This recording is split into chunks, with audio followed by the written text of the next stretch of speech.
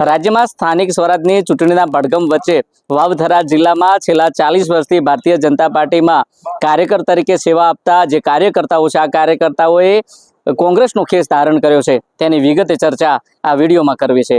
वैष्णवजन तो तेने कहिए जे पीड़ पराई जाना रे। नमस्कार, हूँ छुं दिनेश ठाकुर। नवजीवन न्यूज में आपનું हार्दिक स्वागत है। बात स्थानिक स्वराजनी चूंटणीनी छे। बनासकांठा जिल्लामांथी विभाजन थयेलो जे वावथरा जिल्लो छे अने आज वावथरा जिल्लामां छेल्ला 40 वर्षथी भारतीय जनता पार्टी में सेवा आपता जे भाजपना जे कार्यकर्ताओ छे आ कार्यकर्ताओ भाजपथी नाराज थया छे અને આખરે કોંગ્રેસનો કેસ ધારણ કર્યો છે।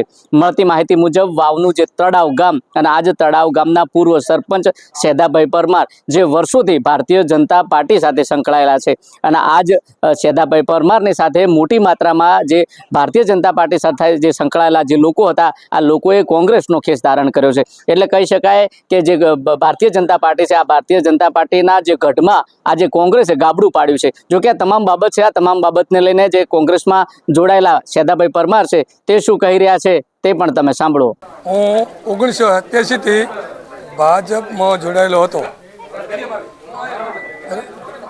અને આ સાલ 2008માં જિલ્લા પંચાયત ઢીમામાં વિજય ચક્રવર્તી સામે ભાજપમાં જીતેલો હતો અને વિજય ચક્રવર્તીને હરાયા હતા।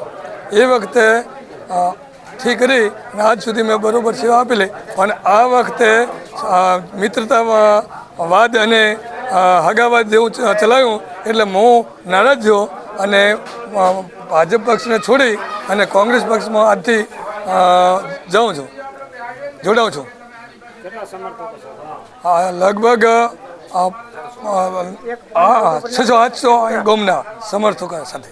તમે જો તે પ્રકારે સેદાભાઈ પરમારે કહ્યું કે છેલ્લા 4 દાયકાથી ભારતીય જનતા પાર્ટી સાથે સંકળાયેલો હતો અને ભારતીય જનતા પાર્ટીનું કામ કરતા હતા, પરંતુ જે પ્રકારે જે તેમને અન્યાય થતો હતો આ જે અન્યાયને લઈને આજે મોટી માત્રામાં જે સેદાભાઈ પરમાર છે અને આજે સેદાભાઈ પરમારની સાથે અન્ય લોકો હતા એ તેમને કોંગ્રેસનો ખેસ ધારણ કર્યો હતો।